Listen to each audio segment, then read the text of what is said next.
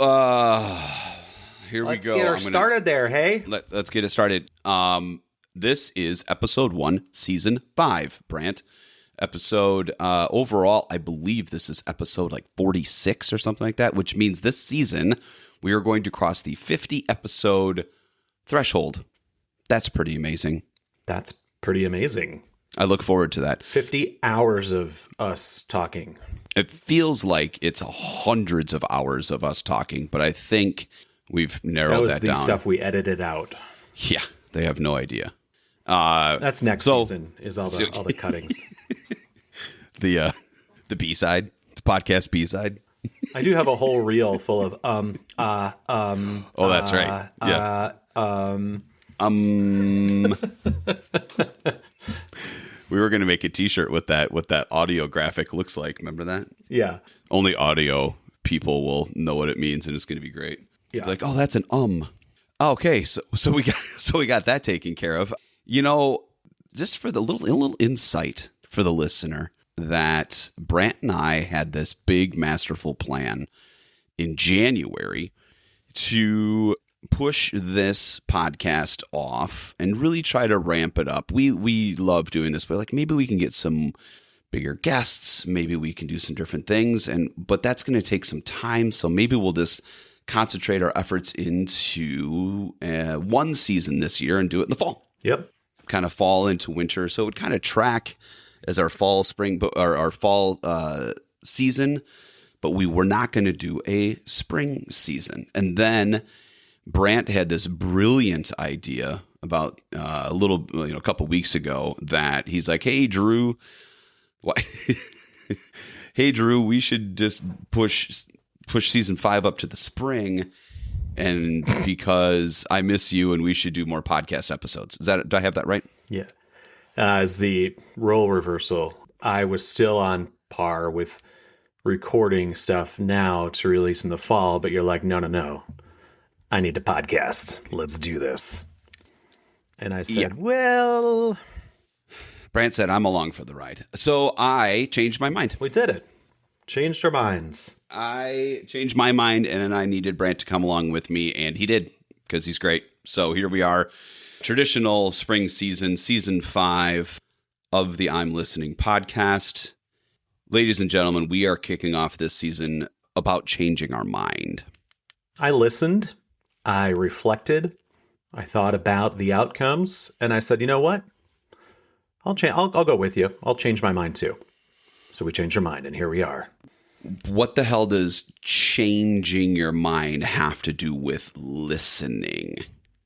I think of the situations where someone changes their mind mid-course, and I'm like, what were you thinking? What just happened? Like, that is not the way you said you were going to go, and now you're going a different direction. So my brain immediately goes to judgment. Yeah. That was our plan, was to do this. This was your plan, and now you just changed your mind. Why did you do that? Yeah. What happened? I should be less judgmental. Happened? Be like, okay, you changed your mind. Tell me more about that. Yeah, let me listen to you. But we don't. We go, why did you change your mind? So here we are in this episode of I'm Listening, talk about changing our minds. There is a direct tie to listening when it comes to changing your mind. And there has been a lot more research in the last 5 to 10 years or so. But I would say there's been some longer term research on the listening component of what actually happens when you change your mind. You ready to do this one, or do you want to change your mind? Backing out. All right. Changing my mind. I'll see you later. Okay. You're never mind then. We're changing our mind. Boy, you made that decision. That was like a split-second decision. All right. You ready? Or are you going to change your mind again? Stop changing your mind. Okay, I'm in. Go.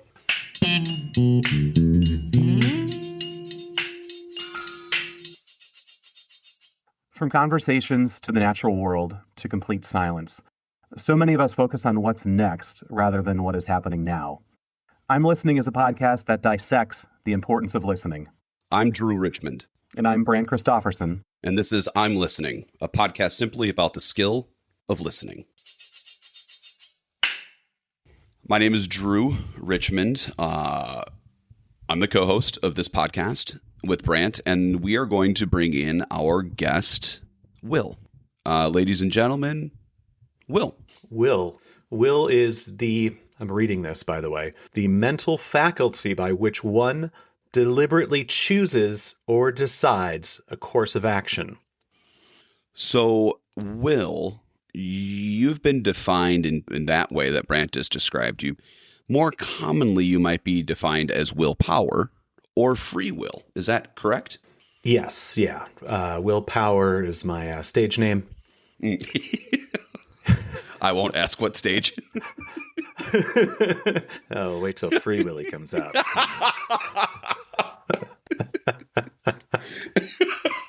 The hell kind of episode is this? Goodwill, free will, willpower. Yeah, we look at will. That word gets used often when we talk about our abilities to make decisions and make choices. You know, it's funny, we were talking right before we started talking about this topic, I found an article on free will.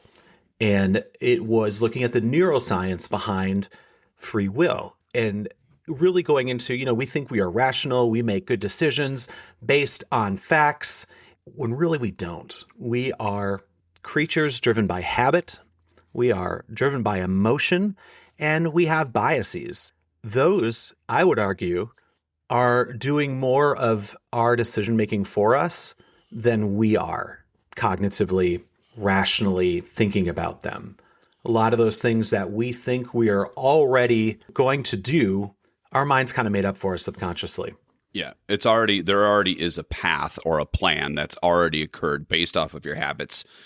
The other side of free will is willpower, defined as control exerted to do something or restrain impulses. I'm not a fan of the whole willpower concept. Willpower, free will, cool. That's a lot of fun. Willpower is exhausting. Some people seem to have a lot of control and seem to have a lot of willpower, and some people have none. They just let free will do whatever they want and just let it go. I don't know which is better. You kind of live, you know, if I'm thinking about people that live with free will, they seem to just do whatever they want. They can change their mind whenever they want. When it comes to willpower, you're not really allowed to change your mind. You got to stick with the plan. I remember once I was out on a hike with some friends and I was eating healthier and I'm like, all right, I'm doing great. Had this great hike. I'm going to go home and have a healthy dinner. I left the hike, drove off, and I drove right to Culver's and I got a really big frozen custard and it was amazing. And your willpower. It was definitely an impulse, but I justified it all. I was like, well, I just exercised a lot. Yeah, net neutral calories. Yeah. My brain needs calories to have better willpower. I will sit here, you know, on a Tuesday night. It's time to make dinner. Oh, we're going to make a nice like pasta dish tonight. I have no willpower at all whatsoever. There is a glass of wine in front of me while I'm making dinner in a blink of an eye. My plan was to not have a cocktail tonight or a glass of wine tonight until I started making dinner and I kind of got the Italian feel and I started making pasta and doing all the things. Well, you can't do that unless you have a glass of wine. And so I had a glass of wine. I was going to be disciplined. I was going to be in control. And then my habits, my emotions, and my biases took over. And I have no willpower. And now I'm just going to go ahead and have that glass of wine. That was a split-second decision. I was planning on not doing it. And then I went, no, I'm going to do it. What's happening there when we change our mind like that?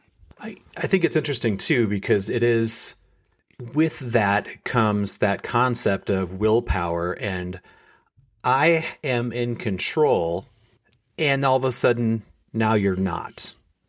Gosh, I just poured myself a glass of wine. I wasn't planning. I didn't want to do that, but here I am doing it. And with that comes judgment, right? Yeah. I wanted to do this, but I did this instead. Shame on me. I want to get past that part of this whole idea of changing our minds. Because there are times that, yes, we can control when we change our minds, and there's times when we cannot. And I'm not saying just, hey, just whatever. You're stuck on whatever little bumper boat path you're on, and that's where you're going. But I think willy-nilly and all.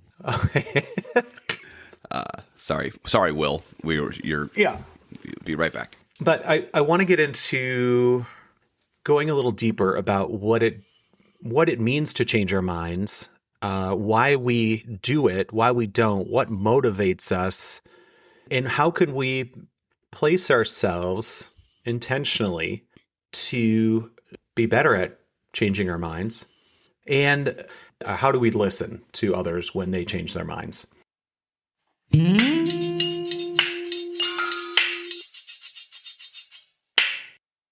I got a story for you. I like stories. So I was running my next marathon. This is a fictional Marty story. I don't. A fictional story. So there I am. I'm running a marathon. So there he was, running a marathon. Thank you. There I was. And marathons are 26 miles or something like that. And it's mile 17. I don't want to do this anymore. I've been training. I've been doing all of these things. It's mile 17. I'm going to change my mind, and I am not going to run anymore. Mm-hmm. That is an internal dialogue. That's the classic devil on one shoulder, angel on the other. You should do this. No, you should do this.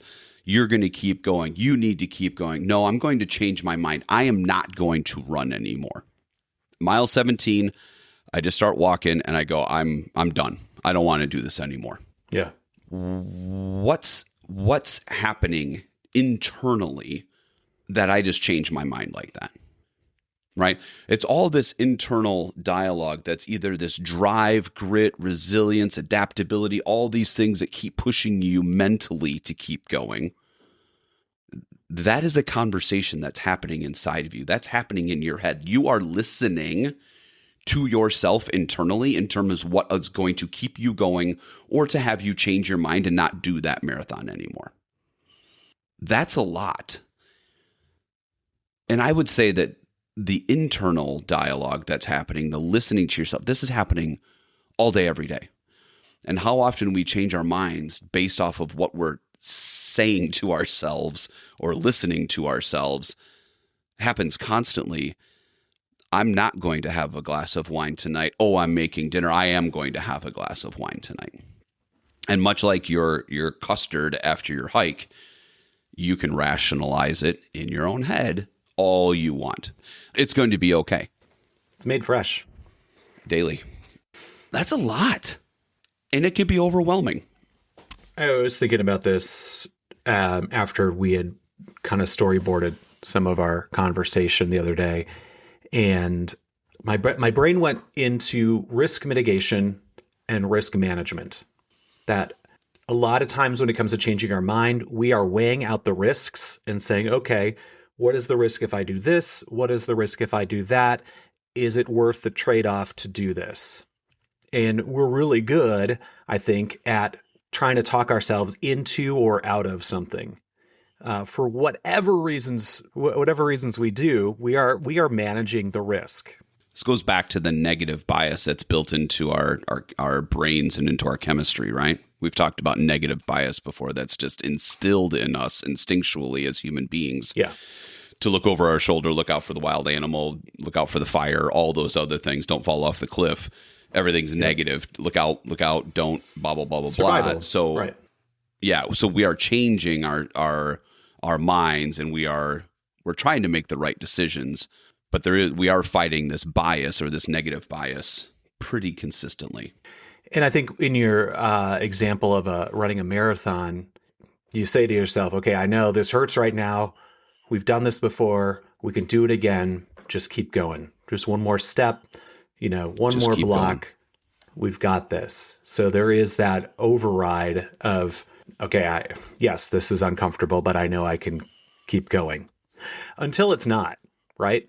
There, at some point, there could be something that is going to be more harmful than continuing on the path to keep running. Yeah, we were just talking, about listening to yourself or listening to your thoughts, changing your mind based off of that. But if you have a knee injury, an ankle injury, something that's going to really set you back, or it's that there's a pain component to it, or something is happening that is going to cause you to stop running at mile 17. Let's transition into that a little bit. You talked a little bit about the willpower, changing your mind, this internal thing. When you have that internal dialogue, one of the outcomes of that can be being judged by others. Yeah. What are others going to think of the decision that I just changed my mind? But nobody knows why, because it's all internal. They didn't listen to the conversation in my head. They couldn't. It was all internal. So now they're going to speculate why. And that can lead to judgment. Yeah. That can lead to judgment. If I drop out now, they're going to judge me. They're going to judge think me. I am weak, or I'm a quitter. I don't have any willpower. I'm not as disciplined. Why did you change your mind? Let's turn you started talking about, like, what if something hurts, something to that extent. If I'm on mile 17 and I have one shoe on because my left shoe disintegrated on mile 16 or mile 15, the sole fell off, the shoelaces came off, and all of a sudden they see I'm coming around the corner on mile 17. I only have one shoe and one sock that's now starting to disintegrate. That's external. Mm-hmm. Now, oh my gosh, now I understand why he stopped running on mile 17. He needed to change his mind because he was listening to the external factors, and I get it. It's justifiable. It's justifiable. I understand why he couldn't finish the race. He only had one shoe. So it's reasonable, it's justifiable. It's easy to understand why someone made the decision they did based on the basic evidence that's there. Internal versus external. The internal is our guest Will, that has free will, willpower, willy-nilly, all those things. That's your will. It can be defined as, drive, grit, resilience, confidence, discipline, all those internal components, which we will judge people on for positive, for better or for worse. But when you get into the external components of why you changed your mind, people can understand you. People get it. There may be a bit of more justification. Is there still listening that's involved with changing your mind when there's an external factor? Yes, sometimes. Have you ever changed your travel plans because of upcoming weather? Big rain's coming, big snow's coming. We got to move now so we don't get caught in this storm. We have to change our mind. Change our plan. Yep. Based on new information, we are now going to change our mind. And if other people are looking at that and saying, "Oh yeah, you're right. There's a big storm warning. Of course you're going to change your mind." That gets justified even more, right? You changed your mind, you got out of the weather, and the weather came and it hit hard, right? And you're like, "Man, we missed it." All of a sudden you're like, "Hey, that was really good. You changed your mind. That was really good." Or sometimes what happens is the weather never comes, right? There was a warning, but no weather actually really came. And it's like, why did I change my mind? Yep. So when in that example, you're assuming that there's more than one person. So there has to be listening. You have to be able to listen to the justifications of why the plan is changing, why you're changing your mind. There needs to be clear evidence. You need to be, as the person that's changing their mind, you need to be able to speak clearly and justify the reasons why. As the listener, you need to listen intently, be in tune with the reasons why, and go from there. So there's an internal component where you're just listening to yourself, the others can judge, etc. The external component is that's when we start getting into clear communication. We start to get into feeling heard, because it may be not just a weather storm or something to that extent, but it may be something that is more personal of why you made that decision, but other people need to know. You need to feel heard. You need to be clear, and people need to be able to listen to you. I think there's other external factors too, besides the situation or the environment. There's other people that maybe we're on the fence about something and we turn to someone else for advice. Hey, here's what I'm thinking. I was on this path before. I now want to change my mind. What do you think about this? Who do you turn to for advice? Yeah, because my brain immediately goes, when you talk about advice, or when you talk to, hey, I'm thinking about changing my mind and I need you to listen and let's work through this together. Are you doing that with just anybody? No. Probably not. You're probably doing it with somebody that you trust. Yeah. We talked about the grit, the resilience, the drive, the determination. That's all internal. When you think about the external component of listening and how that affects changing your mind, you need to take into consideration your reputation, your character, your commitment, what the consequences may be. Hey, we're not going to leave, we're going to leave early because of this storm, but there's going to be consequences because of it. Mm-hmm. That's external. The internal consequence may be guilt, feeling whatever it is, but external, there may be consequences. So I don't know. There's this changing your mind with trusting other people. I trust that you're going to make the best decision for the group, even though we're deviating from this plan. Yeah. But trust, you talk about advice, trust is a part of that factor. Trust. If I don't trust you, then I don't really care if you change your mind or not.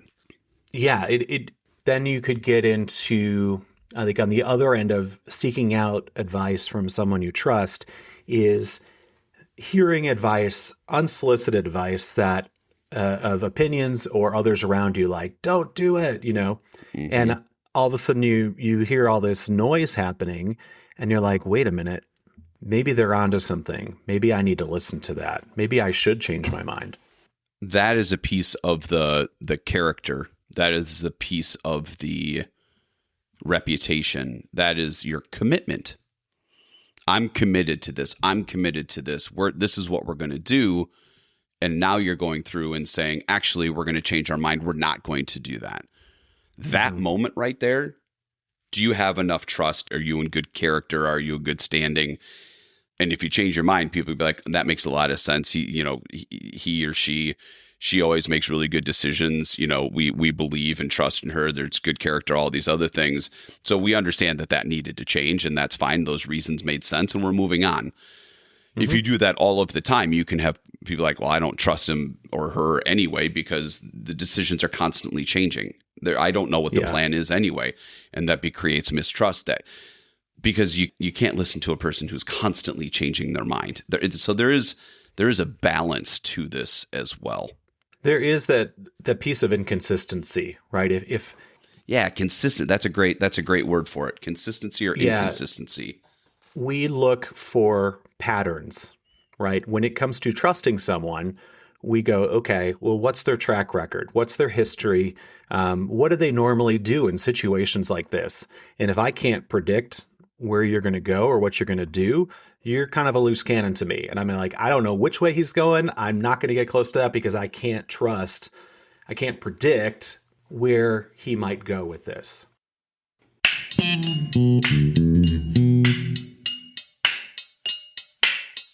One of the words that when we were talking about this that you really pointed at, and I want to go down that path a little bit, is the word of confidence.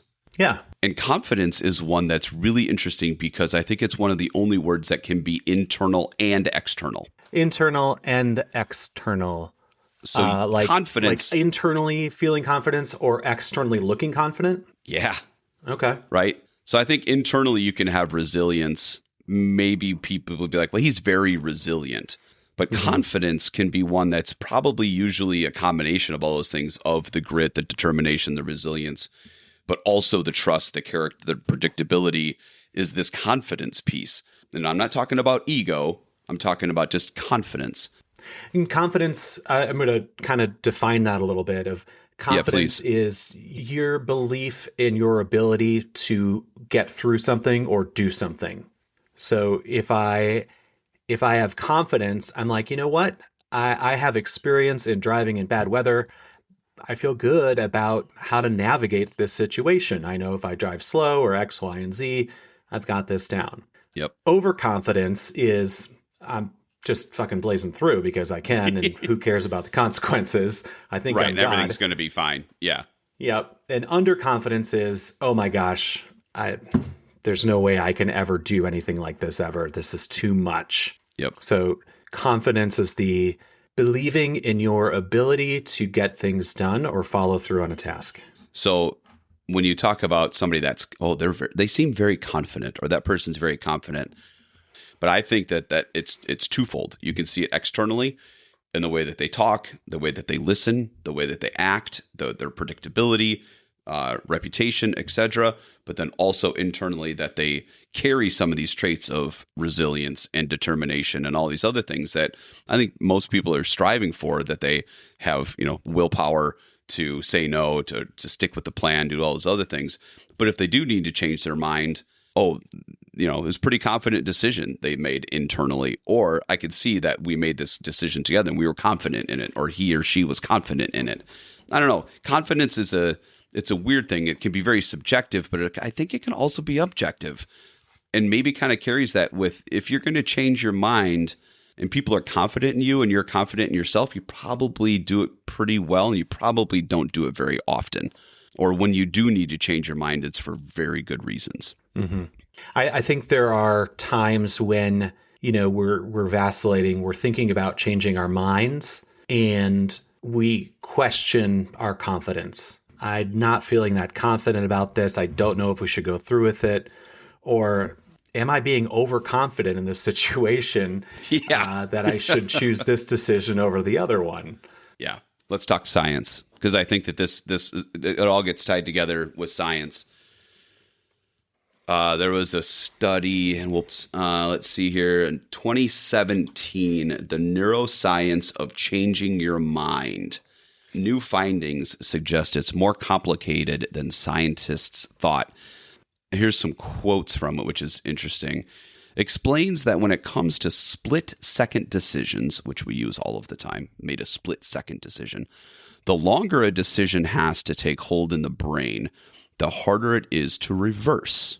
Quote, stopping a planned behavior requires extremely fast choreography between several distinct areas of the brain, our research found. She goes on to say, if we change our mind about pressing the gas pedal even for a few milliseconds after the original go message has been sent to our muscles, we simply can't stop. She adds that if we change our minds within roughly 100 milliseconds of making a decision, we can successfully reverse our plans. If we wait more than 200 milliseconds, however, we may be unable to make the desired change. So when we talk about split-second decisions, her study is talking 100 to 200 milliseconds in the brain is how fast we change our mind or change the plan. How do you draw confidence into 100 milliseconds? I don't think it's conscious. 100 milliseconds? I can't make a conscious decision in 100 milliseconds. There's something else going on besides my will and ability to make a decision in that. There's some kind of survival mechanism that kicks in. Like there's a habit, there's a reflex, there's something going on in my reptile brain, right? Yeah. That overrides any kind of conscious thinking I might be having. That's what I think of when I hear that. Yeah.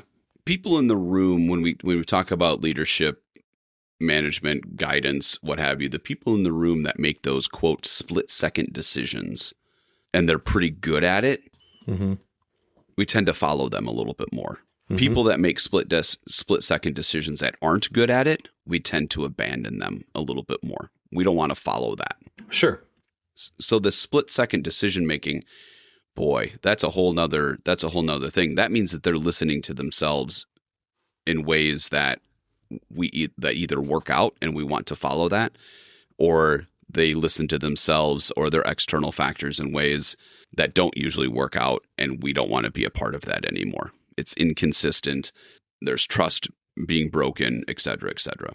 Yeah, I think that we've talked about this before too, where it comes to intuition or muscle memory or things like that, where someone who makes those split-second decisions and does well with those probably has years of experience, years of training, years of practice in navigating that, right?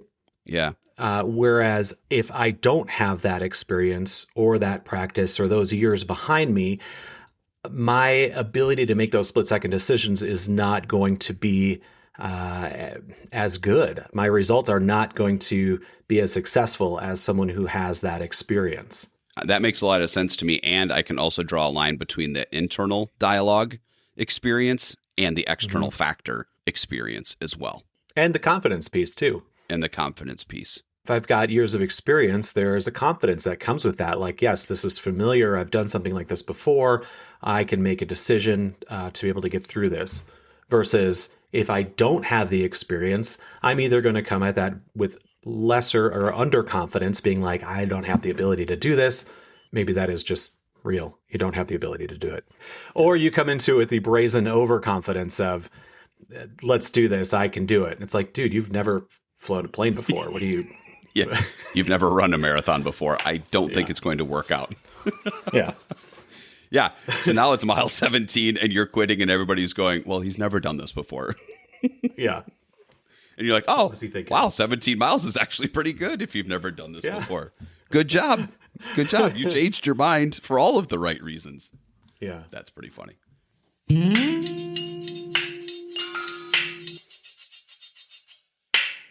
Brant, at the top of this episode, this was our question. What should we listen for when we change our minds? What should we listen for? I think the things we're looking for when it comes to changing our minds is we're looking for new evidence. Is there information out there that's going to reduce the uncertainty to help me get through this? Is my source credible? What are the social norms of the situation? That's going to influence me, right? Mm-hmm. What are my values? What's important to me? Does my decision-making line up with those values? What's my motivation? Where's my emotional state, right? Is it based on fear or guilt, empathy? Sometimes how it's presented to me, right? If something's presented to me like, man, you really want to do this instead of this, I'd be like, oh, of course. You find that like, okay, that works. Cognitive effort and complexity. If something's really complex and something is more simple, I'm going to choose the more simple route. Familiarity. If I'm really familiar with something versus something I'm not familiar with, I'm going to choose the more familiar thing. I mean, that's a crazy list of things. Yeah. But you also have a ton of experience in life right now. Mm-hmm. So if you're 14 years old, you're going off of, 14 years of experience.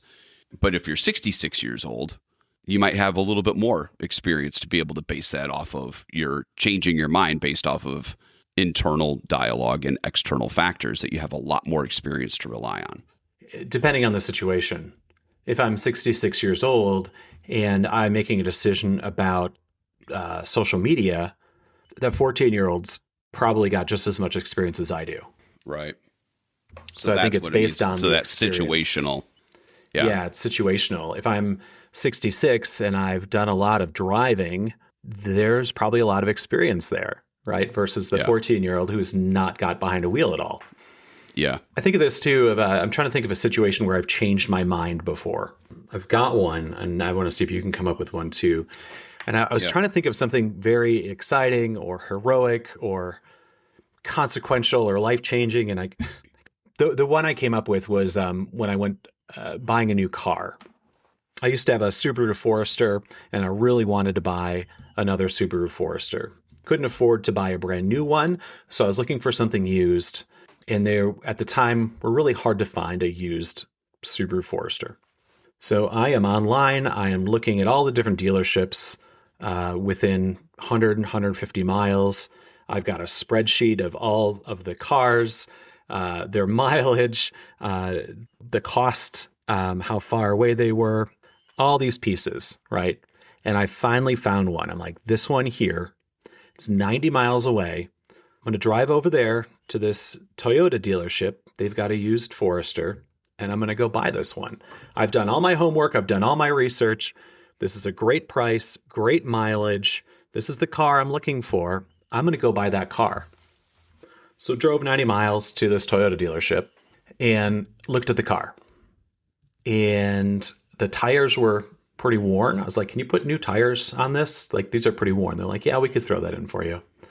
I looked at opened the hood and looked inside, and there was some leaking oil in there. I was like, what's this all about? And they're like, we don't know. I'm like, okay.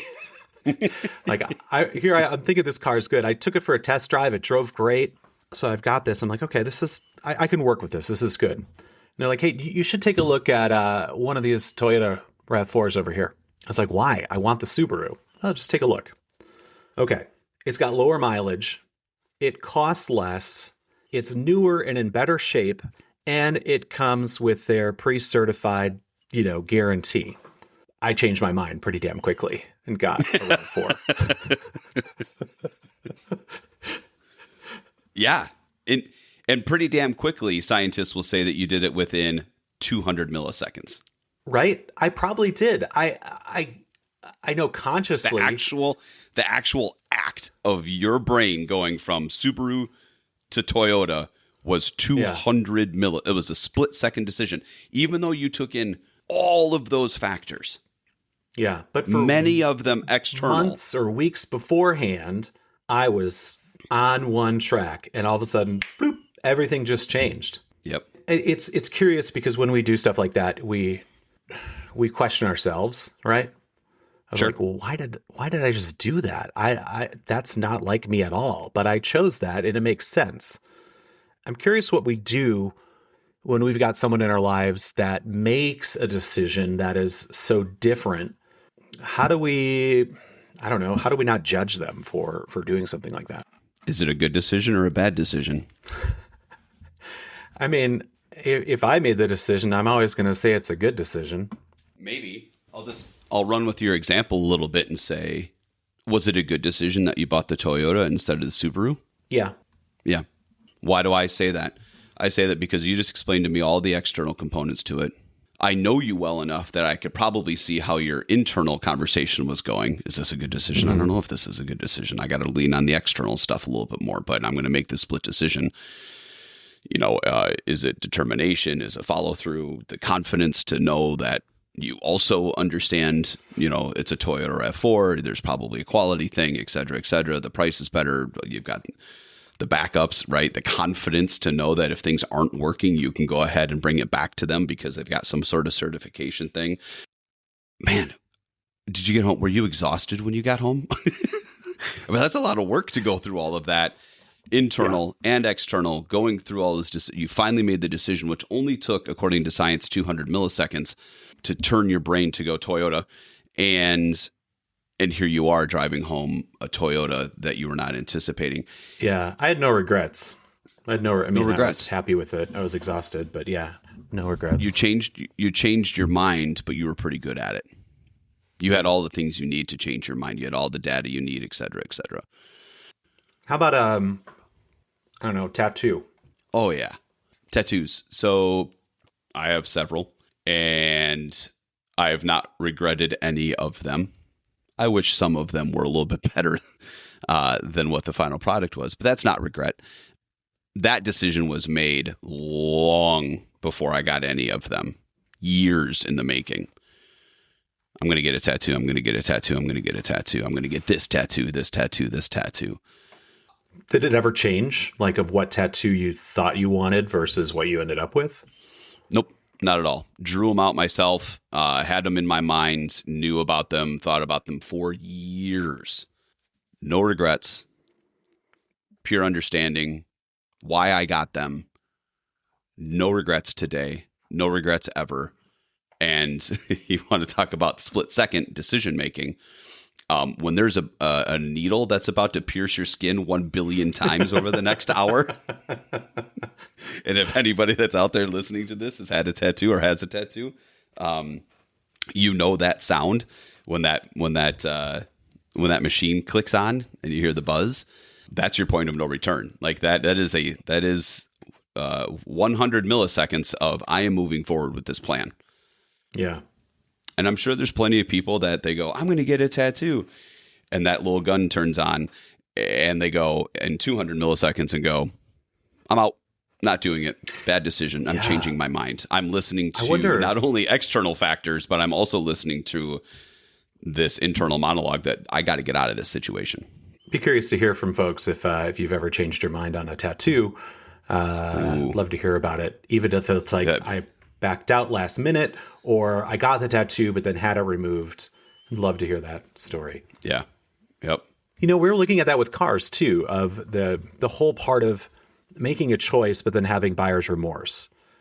We found that new cars, it was like 3.6% of new cars purchased are returned. A lot of those happen to be luxury brands. Someone made a decision to buy a car and then changed their mind and then returned the car.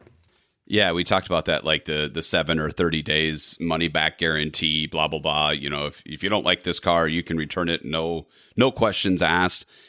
And we asked ourselves, well, that's definitely changing your mind. How often does that actually happen?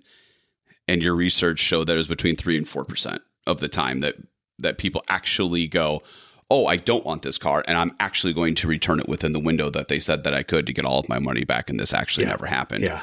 There's your nice little marketing ploy, right? You can say, hey, but the consequences, which play a factor, the consequences of that decision, if it's a $30,000 car, are probably very different than if it's an $80,000 car or a $90,000 car, which is probably why there's an uptick in the returning of vehicles at that luxury level, because there's bigger consequences to that decision, a $30,000 car versus a $90,000 car or a $110,000 car. So that's interesting.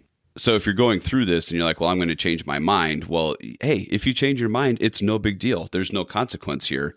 Yeah. That eases the burden of saying yes. Yeah, it definitely does. Knowing that I can change my mind eases the burden of making a choice on something. Oh, I can return it? Okay, I'm going to try this. See it. I've never run a marathon before. If I change my mind at mile 17 because I've never done this before, that's okay. Yeah, I'm okay with that. It's okay to change our minds. Like, I think there's part of that too, where there are times when it is not okay to change our minds, and there's times when it is okay to change our minds. That's going back into the car buying thing, when they add in, hey, you can return this within 30 days, and that's okay. There's no risk or penalty. That is opening that up for, man, it's okay to change your mind. A lot of times that's why contracts exist in the first place, is saying, hey, you're making a decision, you're making a choice. We're going to get this in writing because I don't want you changing your mind. Right. I need proof that you are committed to this and you are not going to change your mind. I want to go back to my experience in working with kids, especially when it comes to changing our minds, because that is, we're learning as kids, and you mentioned it before, that experience hasn't developed yet at the age of 14, whereas when you're an adult, you've got some more experience to go by. So in working with kids, a lot of my work was in helping create situations that were safe in how to make a decision for something and in dealing with changing our minds. So one of the things that I look at is in a ropes course setting where we're talking about challenge by choice. And challenge by choice is that idea of your goal is to challenge yourself, but you have a choice for how far you want to go. Mm-hmm. And it really plays out where it's like, okay, I'm going to go down the zip line, right? And if I'm a kid and I've never done this before, this is kind of crazy, this is scary. Well, hell, even for some adults too, it's like, well, I don't want to go up there. There's no way. Right. But it's okay, we'll try it. You're in a safe place. Challenge yourself. I want you to push yourself, not to the point of panicking, but I want you to challenge yourself. So you get someone who's like, okay, I'm going to go do it. They get halfway up or they get to the top and all of a sudden they're like, nope. I changed my mind. I'm not going. Yep. I'm not going. And I say, okay, I'll trust you. You're making a choice for you. Are you sure you want to go back down or you want to go forward? My job is not to convince them. My job is just to ask the question and support the choice they made. And really encouraging that piece that, hey, it's okay to change your mind. And when someone comes down from that, there's two things that happens. One is, hey, I changed my mind and I was listened to, and I feel good about that. I made the right decision for myself, and I know that this is good. The other thing that comes from that, the other side of it is, man, I really regret changing my mind. I really wanted to do that, and now I didn't get to go. Man, I wish I could have done that. The disappointment sets in. The disappointment. I am a big fan of having those kind of atmospheres for people to practice changing their mind, to play with the outcomes. If someone's changing their mind, I want you to listen to them. Yeah. Hear them out, talk with them. If it's something of big consequence, I mean, you might need to talk more, but if someone is coming to talk to you, you're probably a trusted individual for them, and they want to hear what you have to say. Really take that time to be open, non-judgmental. I think that's something that you mentioned before too, of just really being open to somebody and listening to what they have to say and presenting their case. And after that, they can maybe feel a little bit better about changing their mind. And as we talked about before, some of that is rational, but a lot of it is emotion or habit or bias. Or fear. Right. That goes into how we react or respond. And I think as a listener to someone, we can help in that process in how someone changes their mind. I really like that. And I might use that as your takeaway, a preemptive takeaway, because really important things that you just talked about. What's your environment? Who's around you? What's new? Mm-hmm. What do you have experience in? All these things. And then talk to me about your internal dialogue right now. What's happening in your brain? Yep. Right? You're not sitting there going, I don't want to do this. And you're like, great, see you later. You're sitting there going, okay, it's you and me right now. What's going on in your mind? Talk to me about what you're thinking about. Are you sure? Mm-hmm. That opens up that opportunity for you to listen to them about not how the harness works, right? Mm-hmm. Not if the helmet is a good one or not, or if the hardware that's attached to the zip line works. This is all about their internal dialogue about them changing their mind. I was going to go do this, and now I'm not, and you're there for them. Yep. You want to listen to their reasoning behind it. That's really, really cool. So that environment, and it depends how much I know them as well. Like if I really know them and I know they've really been looking forward to this and they can do it, I might lean in a little more. Yep. Hey, you said you did a zip line last year. Yeah, it was really cool. But now you don't want to do this one, right? You can pull some of that internal, but then you can go to the external and go, can you take one more step up the ladder? Mm-hmm. Can you just join me up here on this platform? That environment. And like you said, especially working with kids or adults, but that's a different environment than most people are used to. Mm-hmm. And you can work with them in that case, and then they can learn what it's like to change their mind. Yeah. And you can tell on the ground, if somebody's putting on a harness and they are sweating and nervous and shaking, you probably know that this person's not going to take a leap off the platform. But how far up the ladder can they get? Yeah. And if they're shaking up 4 rungs off the ladder, that's okay too. Yeah. I think it's interesting to be able to play with that idea of changing your mind. And I also want to be respectful in not having to try and influence that person. Yep. Where maybe my desire for that person to follow through is greater than their desire to follow through. I could easily be like, oh, you got this. Come on. What are you, a wuss? Yep. Right. I could use all these different influential tactics to push them, prod them, bully them, coerce them into doing something they don't want to do, but I want them to do it. I've changed their mind. Well, maybe not. You're right. But but they're going to do it anyway. I don't think. Right. Yeah. I don't think that's helpful. If I'm trying to influence them, I'm really trying to listen and understand and support. What's your takeaway, Drew? This topic's been on our list for a while. Well over a year. The topic is changing your mind, and how does listening play a factor in changing your mind? And your opening comments to me when we started unfolding this topic was, this is really complex. This is a really complex topic. And I went, no, it's not. It's about changing our mind. We do it 100 times a day. Who cares? Holy moly, is this a complex topic? Yeah. That's my takeaway, that changing our mind is not, it is something that we do often. It takes, as we've learned, a split second, but they can have serious consequences or just not so much. But my biggest takeaway is how we unpacked the internal dialogue, what's happening inside your brain and the conversation and how you're listening to yourself, and the external factors of listening to other people or being the one to listen to somebody as they're going through the act of changing their mind and being there for them. Complex. Could talk about this a lot more. And we kind of went all over the place because there are so many different examples, but really cool. All right. Great conversation. Here we go. Kicking off season 5. Season 5, baby. Because we changed our mind. We did. It's pretty neat. We'll grow to regret it. No. No. We made a good decision. Yeah. Well, thank you for when you change your mind. Thank you for bringing it to me and talking through it with me so I can understand where you're coming from, and happy to change my mind with you and kicking our season off in the spring and not in the fall. So here we go. Season 5.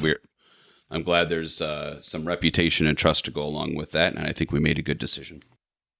In the description of this podcast, you will find more information and a list of any of the sources that we used. This podcast is created and produced by Drew Richmond and Brant Christofferson, editing by me, and the I'm Listening theme music by Drew. That's me. That's you. Brant, I will talk to you later, my friend. We'll see you next time. Yeehaw. Have a good one, Drew. Bye, Brant.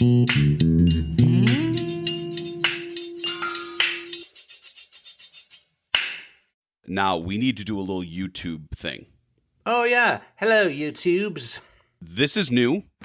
We weren't doing nothing over the last 6 months, folks, since season 4 and the kickoff of season 5. We were working on the tubes. The YouTube. Your tubes. Is that how it is? It's My on the tubes? YouTube. No, that's gross. Tied my tubes? No. Stop that. That's disgusting. We're on YouTube. Yeah, we've been on YouTube all along. We are now dabbling with posting videos? ? Yeah, some additional content. So go to YouTube, in the search bar, find I'm_listening podcast. Find it with our logo and make sure you click on it and subscribe. We would love to get subscribers. And then one of the only podcasts in the world that's dedicated to the skill of listening can continue to rise up in its popularity, because we believe that if everybody listened just a little bit more, the world would be a better place. Find us, I'm_listening podcast. Click on it and subscribe.